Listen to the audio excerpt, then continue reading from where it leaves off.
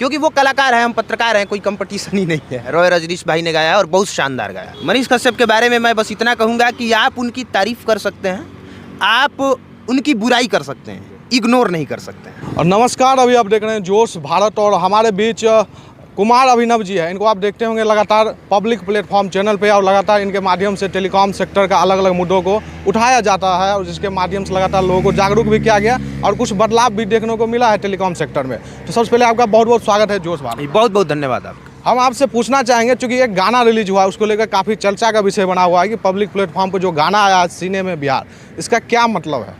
अब जो गाना गाया है वो बताएगा। हमें तो अच्छा लगा कि किसी ने गाया है और बहुत शानदार उन्होंने गाया। गाना को हमने सुना था पूरा और काफ़ी बढ़िया गाना है। गाना का कुछ लिरिक्स में बोलना चाहूँगा, उसमें दिया हुआ है कि जानते हो ना कुमार अभिनव पटकार अभिनव। इसका मतलब क्या उद्देश्य है? चूँकि आपका गाना बनाया गया तो आपसे तो बात किया गया है, उसमें आप भी हैं वीडियो में, तो एक्टिंग भी आप कर रहे हैं उसमें। मुझसे बात करके ही बनाया गया है, लेकिन हमने सिर्फ अपना चैनल का लिंक भेजा था और वीडियो आपने देख लिया। अब उसके अनुसार हमने जितना काम किया है, जॉनसन बेबी का हो, जियो BSNL का हो, प्राथमिक विद्यालयों में घुस के सवाल पूछना हो या जो भी हो, उन सबको समेट दिया गया। और सबसे बड़ी बात कि ये सिर्फ मेरे लिए नहीं है, उसका आप लिरिक्स सुनिएगा तो उसमें है कि पत्रकारों के पास आप फ़ोन करके इंटरव्यू के लिए बुलाते हैं और उसी इंटरव्यू से फेमस हो जाते हैं और फेमस होने के बाद फिर आप पत्रकारों को गाली देते हैं।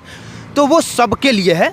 अगर आप उसमें का बस पत्रकार अभिनव, कुमार अभिनव निकाल दीजिए तो वो सबके लिए। रजनीश भाई जिन्होंने गाया है, उनको लगा कि गाना चाहिए इसलिए उन्होंने गाया है। तो रजनीश भाई साहब क्या कहना चाहेंगे? चूँकि गाना के माध्यम से काफ़ी अच्छा मतलब एक माहौल बना है आपके लिए भी, और आपका तो वैसे भी माहौल है चूँकि आप BSNL को लेकर लगातार चर्चा में रहे। क्या कुछ कहना चाहेंगे? सबसे जो ज़्यादा मेरा फोकस जिस बात पे गया ना, उस गायक पे गया और जिन्होंने लिखा है उस पे गया। अगर आप उसका एक एक वर्ड सुनिएगा तो आपको लगेगा कि उसमें टैलेंट कुट कुट के भरा हुआ है।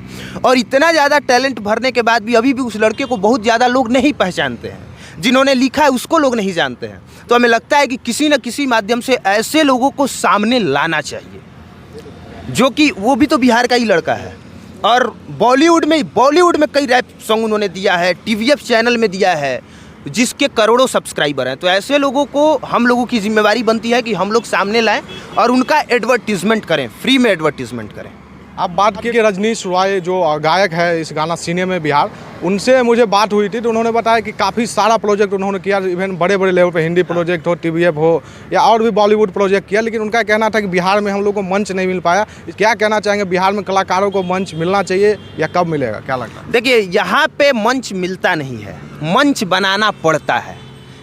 कोई भी पीछे का नेता उसे कोई मंच नहीं देता है कि आप चले आइए हमारे यहाँ और आपको हम नेता बना देंगे। आपको अपनी जगह सुनिश्चित करनी पड़ेगी, न चाहते हुए भी आपको कोई रोक न सके, आपको ऐसा कुछ करना पड़ेगा। रही बात मंच नहीं देने की, तो कोई भी नहीं चाहेगा कि एक छोटा कलाकार हमारे सामने आगे बढ़ जाए। वो आपके अंदर वो टैलेंट होगा तो वो मजबूर हो जाएगा देने के लिए। चलिए, गाना आपका हमने सुना, आप भी सुने, काफ़ी अच्छा गाना था, लेकिन हम जानना चाहेंगे इससे पहले अलग अलग पटकार पे भी गाना बना और आगे भी बनेगा और मनीष कश्यप पे भी गाना आया, तो क्या कुछ कहना चाहेंगे जो मनीष कश्यप वाले गाना था? बहुत अच्छा था और वो डिजर्व करते हैं उस चीज़ के लिए। मैं उतना डिजर्व नहीं करता और मैं जानता हूँ कि मैं डिजर्व नहीं करता हूँ, लेकिन वो डिजर्व करते हैं क्योंकि एक ऐसा तबका है जो उनको हीरो मान चुका है, तो आप इग्नोर नहीं कर सकते हैं, तो वो डिजर्व करते हैं।